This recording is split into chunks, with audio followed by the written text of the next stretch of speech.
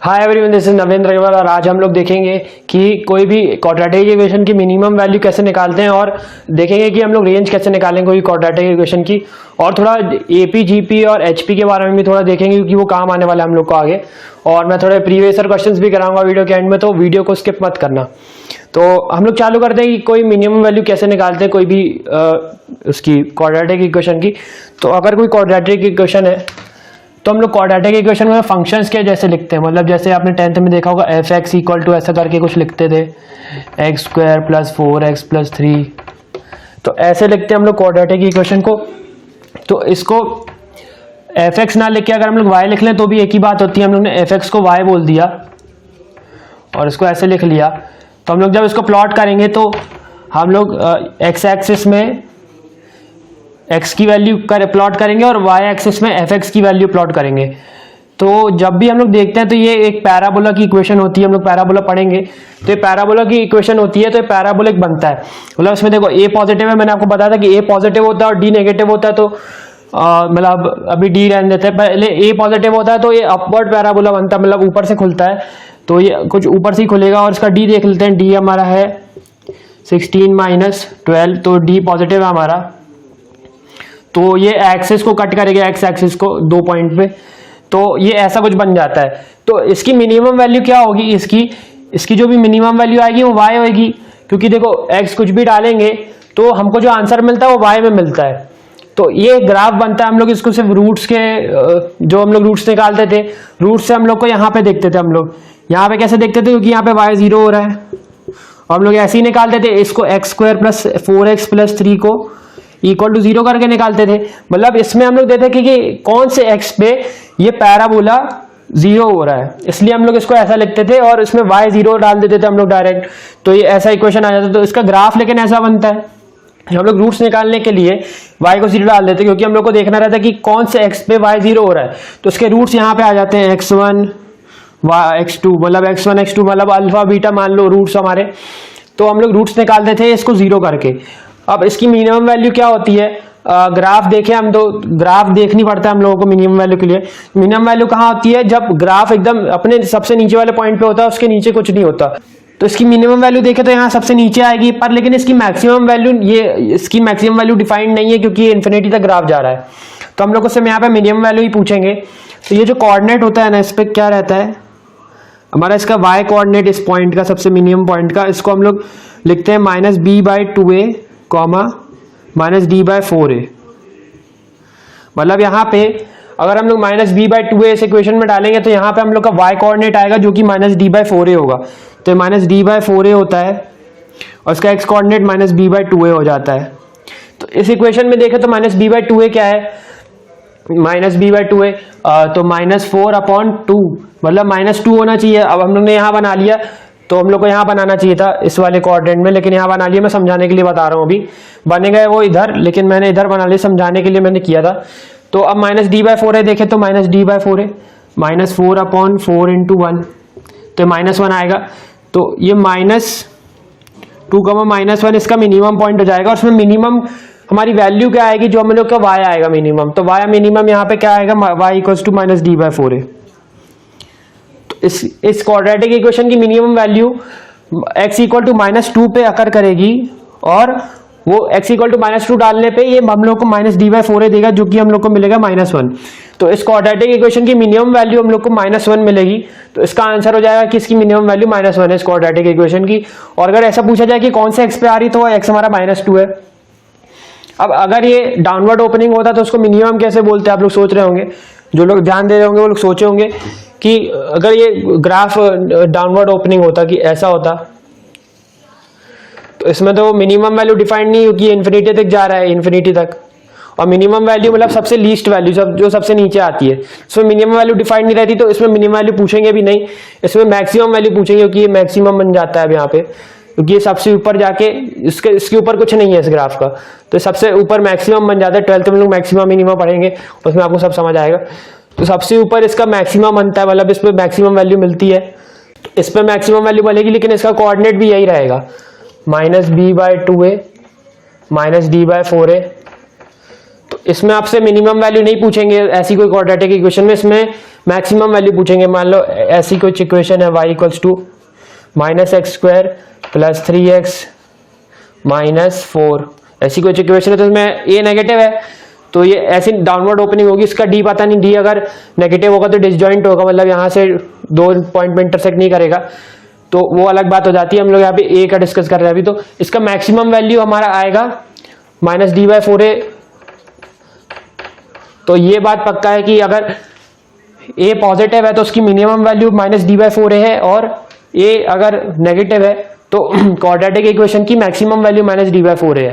तो इसमें मेरा यही मोटिव था समझाने का, और ये दोनों ही x इक्वल टू -b/2a पे आकर करते हैं, तो ये आपको बहुत काम आने वाला है आगे जाके।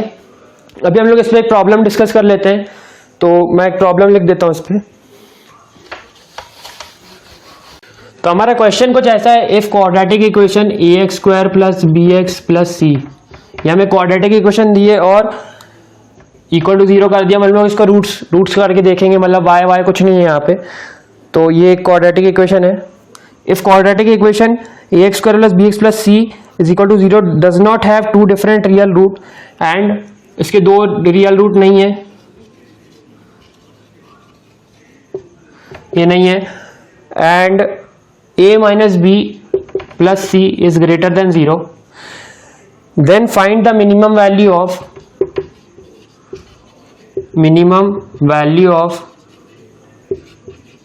तो हम लोग ग्राफ से करेंगे 4a + 2b + c, इसकी हम लोग को मिनिमम वैल्यू निकालनी है।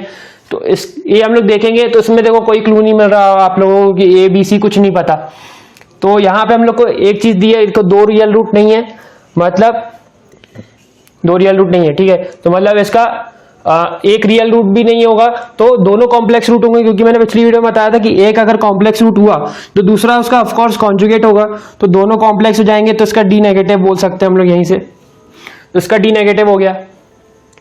अब d नेगेटिव हो सकता है लेकिन d 0 भी हो सकता है, क्योंकि इसके 2 रियल रूट नहीं है, मतलब एक रियल रूट तो हो सकता है, और एक रियल रूट कब होगा, जब इसका d 0 होगा, d 0 होता है तब दोनों रूट इक्वल हो जाते हैं तब एक ही रूट मिलता है हम लोगों को, तो एक रियल रूट तब भी हो सकता है, तो इसकी कंडीशन क्या होगी, d < 0। तो हम लोग ने d क्यों देखा, यहाँ पे हम लोग देखते हैं, तो देखो इसमें अब d < 0 आ गया, और a का साइन हमको नहीं पता, x² के क्वेश्चन का साइन, तो हम लोग अपवर्ड पैराबोला बनाए कि डाउनवर्ड पैराबोला तो पहले तो देख लो कि d < 0 पे कैसा ग्राफ बनेगा। d < 0 पे डिसजॉइंट ग्राफ बनता है, और d 0 पे जॉइंट ग्राफ बनता है, मतलब एक पॉइंट पे टच करता है, तो हम लोग ऐसा कह सकते हैं कि ये कुछ ऐसा बना सकते हैं हम लोग कि टच भी कर सकता है और नहीं भी, डिसजॉइंट भी हो सकता है, तो हम लोग दोनों बना लेते हैं चलो। और एक ऐसा भी हो सकता है, क्योंकि इसका a का साइन नहीं पता हम लोग को, तो अब a का साइन कैसे देखें तो देखो अगर आप देखें तो कि ये y है, x है और ये y है, तो जो हमारे ग्राफ की वैल्यू होगी वो या तो सिर्फ पॉजिटिव होगी या तो सिर्फ नेगेटिव होगी, क्योंकि इसका d < 0 है, तो इसका d पॉजिटिव नहीं है, तो कहीं पे भी इसका साइन चेंज नहीं हो रहा है इस ग्राफ का, क्योंकि देखो अगर ये ऊपर होगा तो सिर्फ ऊपर ही है, और नीचे होगा तो सिर्फ नीचे ही है, तो इसका साइन कभी चेंज नहीं होने वाला। तो अब यहाँ पे हम लोग को एक कंडीशन दी है a - b + c is greater than 0, तो इसका क्या मतलब है, अगर हम लोग इस इक्वेशन को f(x) ले लें, 0 मिटा देता हूं मैं कि अभी इसमें रूट्स निकालने का अभी कुछ नहीं है, तो अगर मैं f(-1) निकालूं कि x = -1 पे क्या वैल्यू आएगी, तो a - b + c आएगी। तो हम लोग को ये दिया कि f(-1) is greater than 0। अब हम लोगों ने जैसे यहाँ देखा कि या तो सिर्फ ग्राफ सिर्फ पॉजिटिव या तो सिर्फ नेगेटिव है, तो इससे हम लोग क्या कह सकते हैं कि अगर एक वैल्यू भी पॉजिटिव है, ये पॉजिटिव दिया है हम लोगों को, तो एक वैल्यू भी पॉजिटिव मतलब पूरा ग्राफ पॉजिटिव में रहेगा, मतलब ऊपर रहेगा, यही मैंने समझाना, क्योंकि सिर्फ ग्राफ से पॉजिटिव होगा या तो सिर्फ नेगेटिव होगा। अब यहाँ पे एक पॉजिटिव आ रहा है, एक रूट हमारा, एक रूट नहीं मतलब एक -1 डालने पे पॉजिटिव आ रहा है, तो ये हमेशा ही पॉजिटिव रहेगा, क्योंकि या तो सिर्फ पॉजिटिव या तो सिर्फ नेगेटिव है। इसलिए हम लोग कह सकते हैं कि ग्राफ अपवर्ड ओपनिंग है और डाउनवर्ड ओपनिंग को भूल जाएंगे, तो हमेशा ये पॉजिटिव रहेगा, तो या तो सिर्फ पॉजिटिव रहेगा या तो 0 भी हो सकता है, क्योंकि इसका = 0 भी हम लोगों ने लिया है, तो यहाँ पे टच भी कर सकता है ये, तो y इक्वल टू 0 हो सकता है या तो से पॉजिटिव हो सकता है। तो y is greater than equal to 0, y हमारा क्या fx है, कंफ्यूज मत होना। तो y या तो हमेशा ग्रेटर देन 0 है या इक्वल टू 0 भी हो सकता है। तो हमें ये कौन से f की वैल्यू दी है, ये हम लोग को दिया है f ऑफ 2। f ऑफ 2 निकालेंगे तो 4a plus 2b plus c मिलेगा अगर आप इसमें डालेंगे तो एक वैल्यू पॉजिटिव आई है तो ये हमेशा ही पॉजिटिव देगी है, क्योंकि हमको पता चल गया कि ग्राफ से ऊपर है। तो हम लोग कह सकते हैं ये भी हमेशा पॉजिटिव है या तो 0 है। 0 भी हो सकता है क्योंकि d 0 भी हो सकता है हमारा यहाँ पे, या तो एक रियल रूट होगा जब d 0 होगा, या तो एक कॉम्प्लेक्स होगा तो दूसरा भी कॉम्प्लेक्स हो जाएगा, तो d लेस देन 0 भी हो सकता है। तो हम लोग कह सकते हैं कि इसकी मिनिमम वैल्यू निकालनी थी हमको, तो इसकी मिनिमम वैल्यू क्या आएगी 0, तो इसका आंसर हो जाएगा 0। तो हमें इसमें देखो क्लूलेस थे हम लोग यहाँ शुरू में, अब हम लोग ने पूरा समझ लिया। तो इससे आपके कंसेप्ट क्लियर होंगे, इसलिए मैंने क्वेश्चन दिया कि इसका, ये हम लोग को एक इक्वेशन दी थी और इसके 2 रियल रूट नहीं है, ये दिया था। तो और एक कंडीशन दी थी और हम लोग को मिनिमम वैल्यू निकालनी थी, इसकी तो हमारी मिनिमम वैल्यू का आंसर आ गया 0। तो हमारा इसका आंसर होगा 0। तो इस यहाँ पे हम लोग देखेंगे शुरू में पूरे क्लूलेस थे, अब हम लोग पूरा समझ चुके हैं कि क्या है। अगर आप नहीं समझे तो आप वीडियो रिवाइंड करके देख लीजिए, आपको पक्का समझ आएगा। और अगर नहीं समझ आया तो आप लोग कमेंट में पूछ सकते हैं मेरे से, मैं हमेशा कमेंट पढ़ता हूँ। तो अब हम लोग पढ़ते हैं नेक्स्ट टॉपिक पे। होप करता हूँ कि आपको ये वाला टॉपिक समझ आया होगा। तो अब हम लोग ने देख लिया कि कैसे मिनिमम वैल्यू निकालते हैं कोई भी क्वाड्रेटिक इक्वेशन की। अब हम लोग देखते हैं कि रेंज कैसे निकालते हैं। रेंज का क्या मतलब होता है कि फंक्शंस अगर आपने लोग पढ़े होंगे 11th में ही होंगे कि अगर एक कोई फंक्शन है तो इस फंक्शन का मतलब कि कोई हमारा ऐसे एक फंक्शन का ग्राफ बन रहा है, ये ऐसा बस इतना बन रहा है, तो इसकी रेंज क्या होगी। रेंज मतलब कि ये कौन से y की वैल्यूज देगा, कौन से y की वैल्यूज, इसकी y की वैल्यूज कौन से y के इंटरवल में लाई करेंगी। मतलब ये देखो इसकी मिनिमम वैल्यू यहाँ आएगी y की, y1 मान लेते हैं, और इसकी मैक्सिमम वैल्यू यहाँ आ रही है। तो इसकी जो y की वैल्यूज आएंगी वो कौन से इंटरवल में लाई कर रही है, वो हमारा होता है रेंज। तो इसका रेंज हो जाएगा y1 से y2, ये रेंज हो जाएगा, बिलोंग्स टू नहीं लिखूंगा, इक्वल टू लिखूंगा। तो ये रेंज y1 से y2 हो जाएगी क्योंकि इसकी सारी y की वैल्यूज इसी इंटरवल में लाई कर रही है। तो ये हमारी होती है रेंज। अब हम लोग को रेंज निकालना है, एक क्वाड्रेटिक इक्वेशन का एक एग्जांपल ले लेते हैं। तो मेरे को रेंज निकाल के दो इसकी, x² plus x plus 2 upon x² plus x plus 1। इसकी मेरे को रेंज बताओ कि क्या कौन से y की वैल्यू इसकी कौन से इंटरवल में लाई कर रही है। तो अगर ऐसा कुछ आगे fx में लिखा होगा तो आप लोग उसको y में कन्वर्ट कर लेंगे पहले। और इसका एक तरीका तो ये है कि मैं इसके 2 तरीके बताऊंगा। इसका एक तरीका तो ये है कि इसको पहले x² का एक क्वाड्रेटिक बना लेंगे हम लोग, तो इसको y से मल्टीप्लाई कर देंगे, yx² plus yx plus y। और इसमें x हम लोग को दिया है बिलोंग्स टू रियल, मतलब x हमेशा रियल है इसमें, equals to x² plus x plus 2। तो इसमें आएगा y minus 1 x² plus y minus 1 x plus y minus 2 equal to 0। तो हमारी x में क्वाड्रेटिक बन गई। हम लोग पहले x में क्वाड्रेटिक बनाएंगे जैसे कि हमने यहाँ बनाई। अब यहाँ पे हम लोग को दिया था x belongs to real number. अब इस क्वाड्रेटिक का हम लोग को यहाँ दिया है x belongs to real number, मतलब इसका हमेशा रियल रूट्स आएंगे इस क्वाड्रेटिक के, क्योंकि x belongs to real number है। उसके रूट्स क्या आएंगे, x में या x ही आएगा इसके रूट्स। इसके रूट्स जो आते हैं हम लोग ऐसे लिखते हैं ना, x equal to alpha beta, तो वो x आते हैं हमारे कि x कहाँ पे, ये क्वाड्रेटिक इक्वेशन 0 हो रहा है तो हमारे x आते हैं। तो यहाँ पे x belongs to real number दिया है, मतलब या तो इसके रूट, या तो इसका d 0 है, या तो इक्वल रूट है, या इसका d पॉजिटिव है। नेगेटिव बिल्कुल नहीं होगी, यहाँ पे कॉम्प्लेक्स रूट नहीं दिए हैं। तो x belongs to real number, तो हम लोग सीधा कर देंगे x greater than equal to 0। Range वाले क्वेश्चन में बता रहा हूँ आपको यही करना है। अगर यहाँ पे x belongs to real number दिया है और x बिलोंग्स टू कॉम्प्लेक्स दिया तो आप d less than equal to 0 कर दो।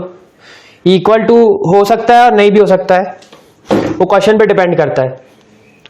तो d greater than equal to 0 कर देंगे यहाँ पे, तो इसका डिस्क्रिमिनेंट निकाल लो, y minus 1 whole square minus 4 y minus 2 y minus 1, ये हो जाएगा ग्रेटर देन इक्वल टू 0।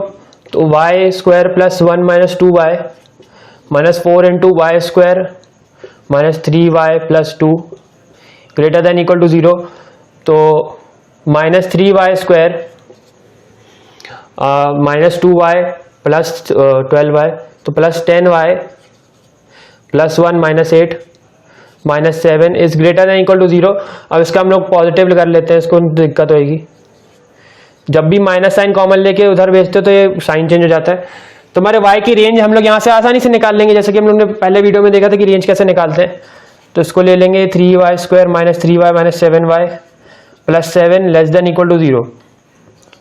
तो ये कुछ ऐसा आ जाएगा। तो हमारे y के जो हम लोग इसको और लिख लेते हैं सिंप्लीफाई में। तो हम लोग को देखो इसकी रेंज निकालनी थी, ये क्वेश्चन था, मैं यहाँ का मिटा देता हूँ नीचे का। तो हमने पहले क्वाड्रेटिक बनाई, फिर उसको डिस्क्रिमिनेंट पॉजिटिव कर दिया ग्रेटर देन इक्वल टू 0, क्योंकि x belong to real number था। अब हम लोग वैसे ही वेवी कर्व मेथड से इसका हम लोग निकाल लेंगे, रेंज निकाल लेंगे कि कौन से में ये negative less than equal to 0 हो रहा है। तो 1 पहले आएगा, 7/3 बाद में आएगा। तो अपवर्ड ओपनिंग बनेगा, क्योंकि इसका मैंने देखो यहाँ पे y² का कोएफिशिएंट पॉजिटिव कर दिया था और लेस देन इक्वल टू 0 कर दिया था। माइनस उधर जाता है तो साइन पलट जाता है, तो ये अपवर्ड ओपनिंग बनेगा। तो इसकी रेंज क्या हो जाएगी, लेस देन इक्वल टू 0 किधर पे है ये, तो y बिलोंग्स टू 1 से 7/3। तो हमारा आंसर आ जाएगा y बिलोंग्स टू 1 से 7/3। तो हमारी रेंज आ गई यहाँ पे कि y इसके कौन से इंटरवल में लाई कर रहे हैं, तो ये हमारी रेंज आ गई जहाँ पे। तो हमारा आंसर आ गया ये कि y बिलोंग्स टू 1 से 7/3। अब आप पूछेंगे कि इसकी दूसरा मेथड क्या था, आप लोगों से 2 मेथड कराएंगे, तो मैं दूसरा मेथड कराता हूँ। अब दूसरे मेथड में हम लोग को -d/4a और -b/2a काम आने वाला है, जो कि मैंने आपको बताया था अभी। अरे यार क्वेश्चन मिटा दिया, चलो ठीक है वापस लिख देंगे।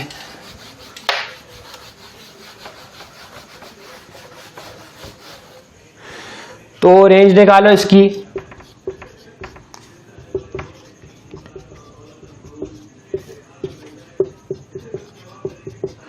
x belong to real number, इसकी रेंज बताओ मेरे को। तो इसकी रेंज हम लोग एक और तरीके से निकाल सकते हैं कि इसको y इक्वल्स टू लिख लो, इसको ब्रेक कर लो पहले। तो इसको हम लोग ने ब्रेक कर लिया। अब किया, अब इसका एलसीएम मतलब इसको अलग अलग लिख लेंगे। देखो समझ आया ना क्या किया, मैं इसको 1 + 1 लिख लिया और उसको अलग लिख लिया। तो इसको मैं ऐसे लिख लूंगा, तो ये 1 बनेगा हम लोग को। तो ये आ जाएगा 1 + 1 x² + x + 7 x + 1। तो आप सोचेंगे इतना सोचेंगे कैसे, तो आप प्रैक्टिस से बिल्कुल सीख जाएंगे। आप प्रैक्टिस करिए ज़्यादा से ज़्यादा, तो आप लोग ये सीख जाएंगे। तो अब हम लोग अगर देखें तो इसका ग्राफ बना लेते हैं पहले। तो इसका ग्राफ कैसे बनेगा, जैसे कि मैंने बताया आपको प्लॉट करना। तो ग्राफ कैसे बनेगा इसका, ये पैराबोला है। अब ये अपवर्ड ओपनिंग है कि डाउनवर्ड, अपवर्ड है क्योंकि इसका a पॉजिटिव है, मतलब x² का कोएफिशिएंट पॉजिटिव है, उसका d नेगेटिव है।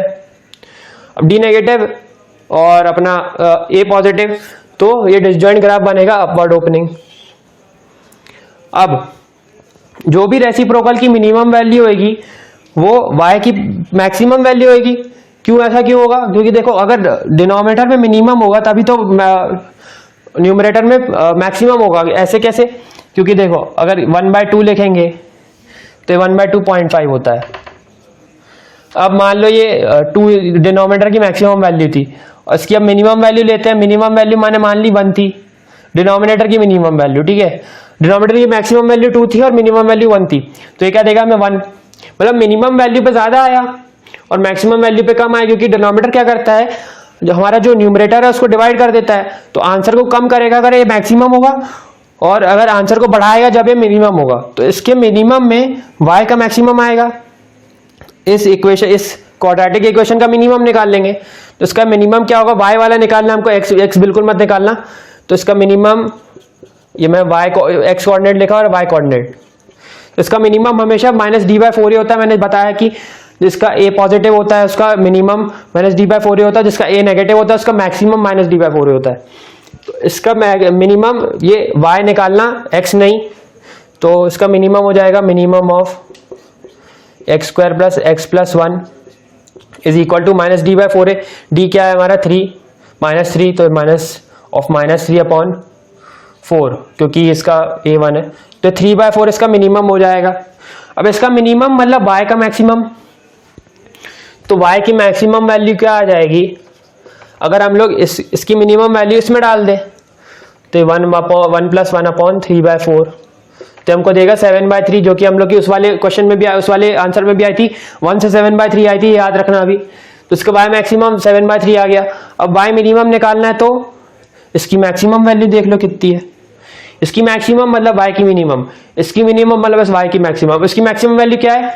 इन्फिनिटी है, इन्फिनिटी तक जा रहा है, इन्फिनिटी तक जा रहा है, पता ही नहीं कहां तक जा रहा है। तो इसकी जो मैक्सिमम वैल्यू होगी वो इन्फिनिटी होगी, है ना। इन्फिनिटी मतलब अनगिनत, तब तुम 1 को अनगिनत से डिवाइड करोगे तो 0 मिलेगा, कि 1 को तुमने बहुत बड़े नंबर से डिवाइड किया है तो तुम्हें 0 दे देगा।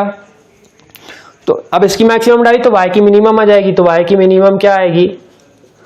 1 + 1/∞, मतलब 1 + 0 = 1। तो y मिनिमम हमारा 1 आ गया, y मैक्सिमम 7/3 आ गया, तो हमारा सेम आंसर आया, एकदम सेम टू सेम आंसर आया। तो हमारा y बिलोंग्स टू, इसकी रेंज आ गई 1 से 7/3 क्लोज इंटरवल है, क्योंकि ये हो सकता है 7/3 और 1 हो सकता है y। तो हमारा सेम आंसर आया बिल्कुल। तो मैंने कॉन्सेप्ट क्लियर कराने के लिए ये पूरा झमेला किया, पूरा लिखा इसको। तो ये क्वेश्चन बस ये कॉन्सेप्ट क्लियर कराने का था। अगर आपको इससे वाले मेथड से करना है तो आप इससे भी कर सकते हैं, और उससे करना है तो उससे भी कर सकते हैं। दोनों अच्छे मेथड हैं, दोनों उतना ही टाइम खाएंगे, तो आप ये वाला मेथड भी यूज कर सकते हैं। तो इससे मैं होप करता हूँ कि बहुत अच्छे से कॉन्सेप्ट क्लियर हो गए होंगे -d/4a -b/2a के टर्म्स में।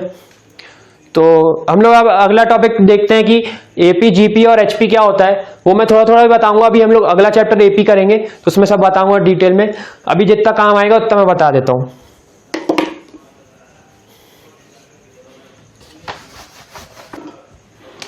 तो हम लोग देखते हैं पहले एपी क्या होता है।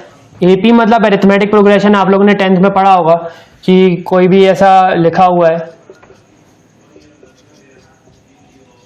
तो ये एपी में हम लोग कैसे कहते हैं, जब इनका कॉमन डिफरेंस सेम हो, मतलब नंबर सेम प्रोग्रेशन से बढ़ रहे हो, यहाँ पे 6 बढ़ा, यहाँ पे भी 6 बढ़ा, यहाँ पे भी 6 बढ़ा, तो कॉमन डिफरेंस हर जगह 6 है, तो हम लोग इसको एपी कहते हैं।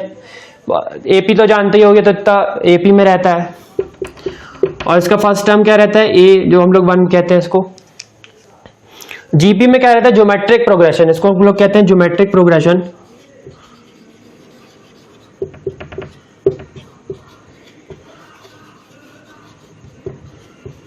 तो ज्योमेट्रिक प्रोग्रेशन में क्या रहता है कि ऐसा रहता है AR स्क्वायर, AR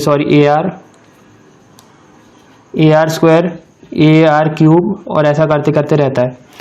तो इसमें क्या है, आर जो हम लोग बोलते हैं कॉमन रेशियो, यहाँ पे कॉमन रेशियो बोलते हैं, वहां पे कॉमन डिफरेंस बोलते हैं। कॉमन डिफरेंस बोलते बोलते वही लिख दिया। तो इसमें क्या है कि हम लोग पिछले नंबर को r से मल्टीप्लाई करते जाते हैं, कि यहाँ पे r मल्टीप्लाई किया, फिर इसमें r मल्टीप्लाई किया, फिर इसमें r मल्टीप्लाई किया, तो ये हम लोग का ज्योमेट्रिक प्रोग्रेशन बन जाता है। अगर हम लोग सेम नंबर से बार बार मल्टीप्लाई कर रहे हैं तो कॉमन रेशियो कैसे निकालते हैं? जैसे हम लोग को इन दोनों के बीच का निकालते हैं, A2 है, ये A1 है, मैं सेकंड टर्म में या फर्स्ट टर्म है, तो हम लोग ऐसे निकालते हैं। A2/A1 हम लोग को r देगा, AR/R देगा। और इनका जो हम लोग जैसे अरिथमेटिक मीन निकालते हैं, अरिथमेटिक मीन मतलब दो नंबर का अरिथमेटिक मीन निकाला, तो 1 + 13/2 कर दिया, तो हमको 7 देता है। जैसे कि हमने देखा है एपी में 2b = a + c ऐसा करते थे। तो ऐसे ही हमारा ज्योमेट्रिक मीन होता है। ज्योमेट्रिक मीन क्या होता है कि दो नंबर को मल्टीप्लाई करो और उसका रूट ले लो। जैसे मैंने यहाँ इसको और इसको मल्टीप्लाई किया, तो इसमें भी ऐसे ही कुछ केस रहता है कि b = जैसे a b c geometric progression में, तो हम लोग इसको ऐसा लिखते हैं, बीच वाले को =√/ac, तो हम लोग ऐसा लिख लेते हैं। इसको हम लोग रुकते हैं रूट, तो ये देखो ये हम लोग को यही देगा, बीच वाला टर्म देगा, √/a² r² आएगा, तो ये AR दे देगा। तो ज्योमेट्रिक मीन ऐसे निकालते हैं। अब देखते हैं कि हार्मोनिक प्रोग्रेशन क्या होता है, HP क्या होता है। HP क्या होता है कि AP अगर लिखी है तो उसके रेसिप्रोकल में ये लोग AP में होते हैं, मतलब 1/1, 1/7, 1/13, 1/19 ऐसा कुछ दिया है। तो जब भी कोई हार्मोनिक प्रोग्रेशन दिया है, इसका मतलब इसको रेसिप्रोकल करेंगे तो वो जो नंबर आएंगे वो AP में रहेंगे। मतलब इसको सबको रेसिप्रोकल कर दो, तो ये जो नंबर आए हैं ये AP में आए, तो हार्मोनिक प्रोग्रेशन AP का रेसिप्रोकल होता है। मतलब AP का रेसिप्रोकल कर देंगे तो वो हार्मोनिक प्रोग्रेशन बन जाता है। तो ये हमारा हार्मोनिक प्रोग्रेशन है। तो हार्मोनिक प्रोग्रेशन में इतना ही है, इसमें कुछ कॉमन डिफरेंस वगैरह नहीं निकालते हैं क्योंकि वो उसमें दिक्कत हो जाती है। तो अभी के लिए इतना ही पढ़ा रहा हूँ मैं। तो इसके मुझे कुछ क्वेश्चंस कराने हैं इसलिए मैं आज ये पढ़ा रहा हूँ। तो इसके हम लोग जेईई में इसके कुछ क्वेश्चन लेते हैं।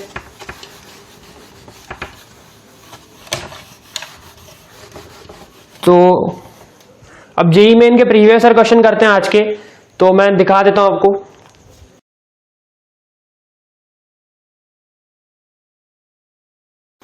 तो ये जो क्वेश्चन है इसमें हम लोग को दिया है A B C are an arithmetic progression and let the centroid of the triangle with vertices. एक ट्राइंगल दिया है और उसके वर्टाइसेस हैं ए कॉमा सी और 2 कॉमा बी और ए कॉमा बी।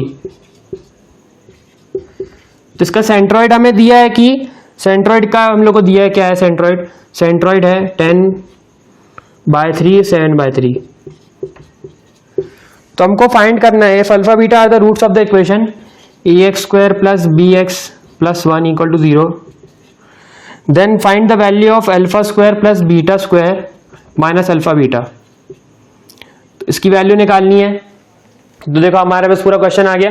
अब देखो ये α² + β² माइनस अल्फा बीटा कैसे निकालते थे आपको अब तक तो पूरा समझ आ गया होगा कि इसको α² + β² को कैसे लिखते हैं। Alpha + beta whole square minus 2 alpha beta ऐसे करके लिख देंगे तो हमारा आ जाएगा। तो अब पहले देखते हैं कि हम लोग ए बी और सी कैसे निकाले। तो देखो सेंट्रोइड दिया है, सेंट्रोइड कैसे निकालते थे x1 + x2 + x3/3 y1 + y2 + y3/3। तो हम लोग का सेंट्रोइड होता है। तो इसमें x1 x2 x3 क्या होते हैं, ये वर्टाइसेस होते हैं, y1 y2 y3 भी वर्टाइसेस होते हैं। तो यहाँ पे x1 x2 x3 डाल देते हैं। तो a + 2 + a/3, ये x कोऑर्डिनेट है तो इसको x कोऑर्डिनेट से इक्वेट कर दो तो ये आ जाएगा 10/3, 3 3 कटा तो 2a + 2 = 10, तो a = 8/2। तो a 4 आ गया हमारा। चलो a आ गया, एक टेंशन खत्म हुई। अब y कोऑर्डिनेट मैच करेंगे तो c + b + b / 3 = 7/3। तो 3 3 कटा, अब 2b + c = 7 आ गया। अब 2b + c 7 आ गया। अब देखो b c दोनों अननोन है, हम लोग पास एक ही इक्वेशन है। तो हम लोग अब क्या यूज करेंगे, एपी का कॉन्सेप्ट यूज करेंगे। एपी में है ये लोग, तो 2b = a + c, तो 2b = a + c। तो a और c में एक और इक्वेशन आ जाएगी, सॉरी b और c में a तो हमको पता है, तो दो अननोन दो इक्वेशन तो हमारा b और c आ जाएगा। तो a 4 डालो यहाँ पे, तो 2b - c = 4 आ गया। तो ये हमारी दूसरी इक्वेशन हो गई और ये पहली इक्वेशन। तो इससे b और c निकाल लो, इसको ऐड करेंगे तो 4b = 11 मिलेगा। 4b = 11, तो b = 11/4, b 11/4 आ गया। अब तो 22/4 - 4 = c, तो 11/2,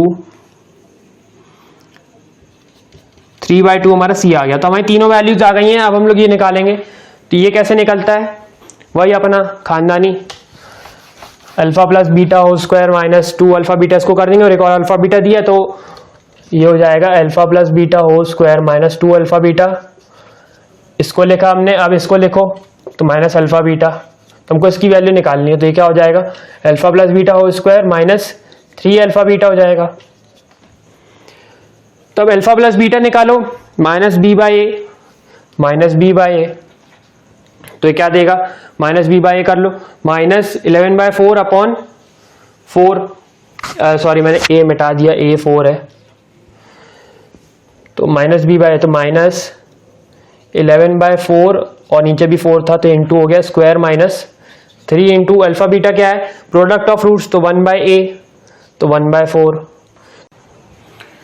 तो ये हमारा ऐसा आ गया। अब हम लोग इसको लिखेंगे, पूरा सॉल्व करते हैं।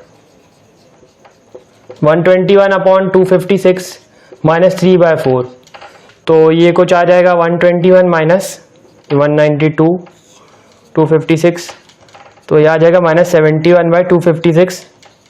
तो हमारा आंसर आ गया -71/256, जो कि एक ऑप्शन से मैच हो रहा होगा। तो देख सकते हैं कौन सा ऑप्शन है, मेरे को पता नहीं कौन सा ऑप्शन है। तो आंसर हमारा यही आएगा। तो यहाँ पे हमारी एपी काम आई। अगर एपी नहीं होती तो हमारी दूसरी इक्वेशन नहीं बनती और हमारा बी और सी नहीं आता। तो ये क्वेश्चन था जेई मेंस का। अब हम लोग एक और क्वेश्चन लेते हैं जो कि ज्योमेट्रिक मीन पर है, एपी का ही है, ये भी जीपी का है, तो इसको भी ले लेते हैं।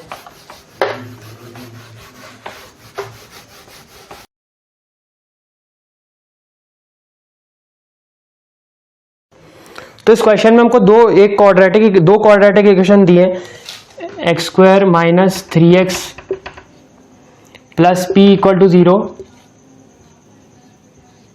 और एक क्वाड्रेटिक इक्वेशन दी है X square minus 6x plus Q equal to 0। तो दो क्वाड्रेटिक इक्वेशन दिए हैं और इसके अल्फा बीटा रूट्स हैं और इसके गामा और गामा डेल्टा रूट्स हैं। तो हमको इसमें एक और चीज़ दी है कि अल्फा बीटा गामा और डेल्टा जो जीपी में है, तो ratio of 2q plus P upon 2q minus P हम लोग को ये निकालना है। तो ये निकालो। तो इसमें अल्फा बीटा गामा डेल्टा दिया हमको जीपी में दिया है। तो एक और जीपी की प्रॉपर्टी होती है कि अगर बहुत सारे नंबर जीपी में है, मान लो ऐसे ही ये 6 नंबर जीपी में, तो लास्ट से जो हमारे होंगे, जैसे A1 और A6 equals to A1 into A6 equals to last से लो। अब लास्ट सेकंड ले रहे हैं तो इसका सेकंड लो, A2 A5। अब इसका जो इसका पोजीशन यहाँ से ले रहे हैं ना, वहीं उतना ही पोजीशन हम लोग राइट से लेंगे।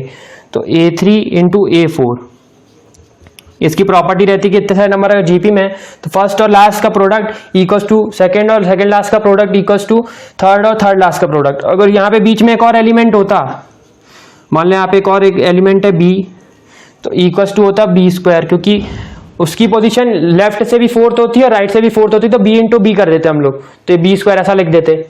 तो यहाँ पे हम लोग को फिलहाल 4 नंबर दिए हैं, तो इसका हम लोग की क्या प्रॉपर्टी बनेगी, alpha delta equals to beta gamma. ठीक है, अब देखते हैं कि क्या करना है।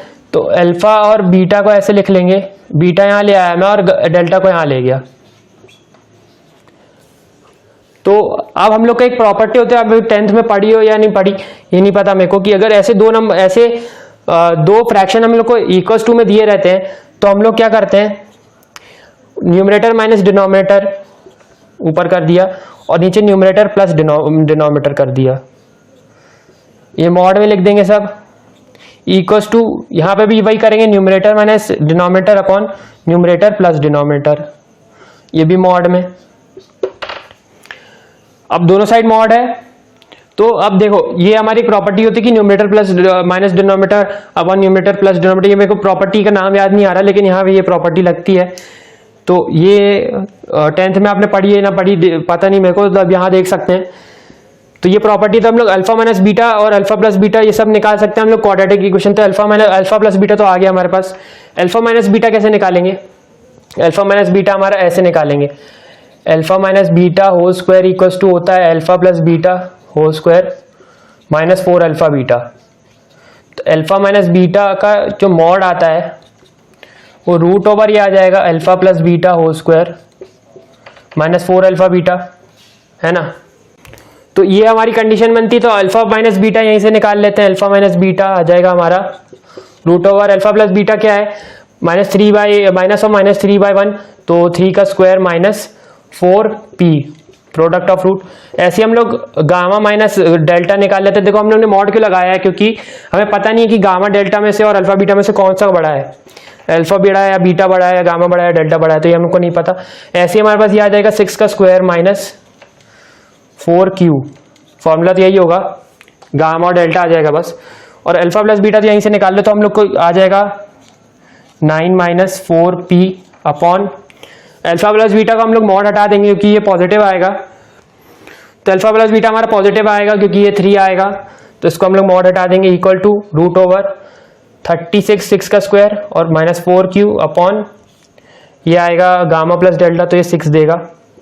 तो इसको हम लोग यहीं पे कैंसिल कर लेते हैं। तो 2 root over 9 minus 4p equal to root over 36 minus 4q। तो हम लोग रूट हटा देते हैं स्क्वायरिंग करके, तो ऊपर का ही मिटा देता हूं क्योंकि वहां क्वेश्चन लिखा है। तो स्क्वायरिंग करके 4 into 9 minus 4p equals to 36 minus 4Q, तो माइनस ऑफ 16P, 36 कट जाएगा, इक्वल टू माइनस 4Q। तो हमारा यहाँ पे अल्टीमेटली आएगा 4P इक्वल्स टू Q। तो अब यहाँ पे Q को या तो P के टर्म्स में डाल दो, तो P को Q के टर्म्स में डाल दो, तो हमारा रेशियो बहुत आसानी से आ जाएगा। तो मैं P को Q के टर्म्स में डाल देता हूँ, 2Q माइनस, मैंने यहाँ क्या किया, P, अच्छा सॉरी, मैं Q को P के टर्म्स में डाल देता हूँ, 2 into 4P plus P upon 2 into 4P minus P। तो हमें क्या देगा, 8P प्लस, तो 9P अपॉन 7P मिलेगा। तो 9/7 हमारा आंसर आ जाएगा इस क्वेश्चन का, जो कि सही आंसर है। तो हमने देखो बहुत आसानी से जीपी का कंसेप्ट लगा के हम लोग ने एक प्रॉब्लम किया, और यहाँ पे एक और कंसेप्ट लगा जो आपने 10th में पढ़ा होगा। तो ये अगर आप नहीं पढ़ा तो देख लीजिए यहाँ पे, numerator minus denominator upon numerator plus denominator equals to, right में भी यही करना अगर यहाँ पे ये कर रहे हो तो। और इसके 2-3-4 और प्रॉपर्टीज होती हैं ऐसे करके। तो ये हमारा था आज का वीडियो।